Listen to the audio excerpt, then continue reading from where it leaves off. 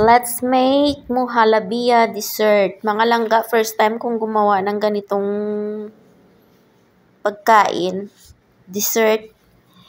Susubukan ko kung anong resulta niya. Palagi na lang ako ga-eksperimento ng mga kung ano-ano mga pagkain. 2 bags of muhalabia powder. Little amount of fresh milk. Fresh milk. Kunti lang.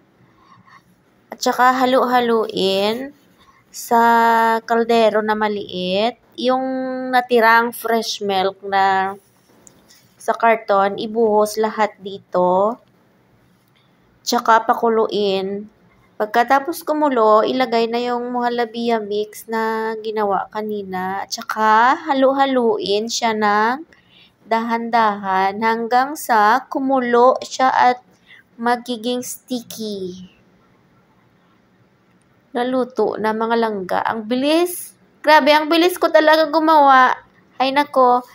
Ilagay natin sa baso or bowl. Bahala kayo kung ano gusto nyo lagyan. Ito siya ay optional. Bahala kayo kung anong gusto nyong ilagay sa taas. Yan ang aking ay arte-arte lang yan. Gusto ko lang ipakita sa inyo. O, arte-arte. Yan ang nilagay ko ay raisins. Ano ba yan? Raisins yan. Pasas. Itim na pasas. Brown na pasas. O, ganyan yung paggawa ko mga langga. Inarte-arte ko lang yan para ipakita ko lang sa inyo. Kayo na bahala. Pwede yan siya kainin ng diretsyo. At saka nilagyan ko pa ng kartihan pa na toppings yung mangga. Yung hinog na mangga. Hiniwa-hiwa ko. Hindi pala. Naihiwa ko siya ng kutsara. At saka toppings ko siya dyan. O, dagdagan pa natin ng brown na pasas. Para mas masarap. Pero mga langga, masarap siya talaga, maraming mga kaarte-arte.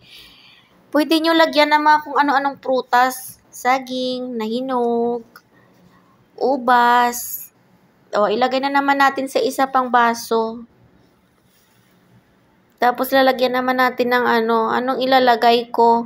Mangga. Lagyan natin sa gitna ng mangga. Para may arte-arte siya. O, diba? Tapos, lagyan natin ng brown raisins. Tapos, dadagdagan naman ng yan muhalabia. Yung muhalabia mga langga ay na yan siya, matamis na yan siya. Hindi na yan kailangan lagyan ng asukal. Dahil yung powder niya ay matamis na. O, ganyan yung nilagay ko mga raisins na mga brown at saka black at saka mangga. Mga langga, pwede nyo lagyan ng strawberry, yung mga yung mga jelly, yung gelatin, pwede nyo siya gawing toppings. O yung natira, ilagay ko siya sa maliit na bowl, pero sumobra siya, ilagay natin dito sa kabilang baso.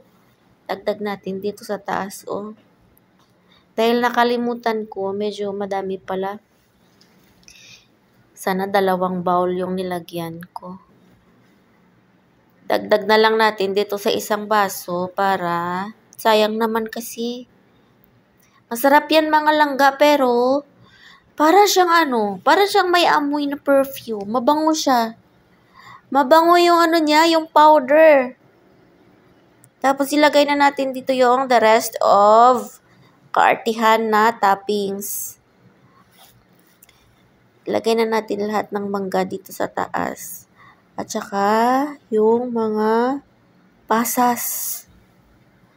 Nag-uumapaw na yan. Hindi na yan At saka mga langga, bago mo pala i-transfer sa bowl or sa baso, yung yung mixture na pinasticky kanina, ipalamig mo muna siya ng mga 10 minutes or 30 minutes. Wag nyo agad ilagay sa Hintayin nyo munang lumamig ng konti. At saka lagyan nyo ng kaartihan. Transfer at ilagyan ng kaartihan. O, diba? Ang dami-dami kong nilagay na design.